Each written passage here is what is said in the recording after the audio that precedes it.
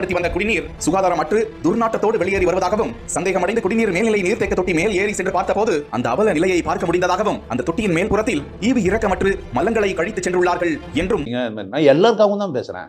நான் ஒருத்தர் குற்றம் சாட்டுறதுக்காக நான் பேசல. நிர்வாகத்தை சீராக்குங்கன்ற நான். நிர்வாகத்தை நாங்கள் ஆட்சிக்கு வந்தால் நிர்வாகம் சீராக இருக்கும். நிர்வாகத்துக்கான அந்த ஆளுக்குரிய மரியாதை கொடுத்தா சரியாக தானே நடக்கும். கலெக்டருக்கு உண்டான மரியாதை கலெக்டருக்கு, விஓக்கு உண்டான மரியாதை விஓக்கு கொடுத்தா அந்த ஊர் சரியாக தானே இருக்கும். அதே மாதிரி மரியாதை இல்லைனா அவர் தான் நடத்தணும். முதல்ல விசாரணை யாருக்கிட்ட வைக்கணும்? அப்போ அவர் என்ன பண்ணுவார்? குழாவில் தண்ணி வரலன்னா மாநகராட்சி பிரச்சனை இல்லை ஊராட்சி பிரச்சனை, இந்த ஊராட்சியில் நடத்துங்கிற அந்த கார்பரேஷன் பிரச்சனை, அதுதானே பிரச்சனை, அவங்க தானே பிரச்சனை. யார் பார்க்கணும் அதை? ஒரு டேங்கில் மேலே ஏறி மலம் கழிக்கிறான், இன்னும் கூட யாருன்னு கண்டுபிடிக்க முடியல. டிஎன்ஏ டெஸ்ட் வரைக்கும் போய்க்கிறானுங்க. ஊருக்கு நல்லா பேல சொல்லிட்டு பார்த்துக்கணும்ல.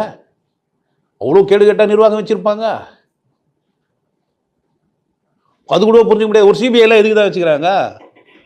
அதெல்லாம் வச்சு ஆராய்ச்சி பண்ணி சொல்ல வேண்டியது தானே யாருன்ட்டு.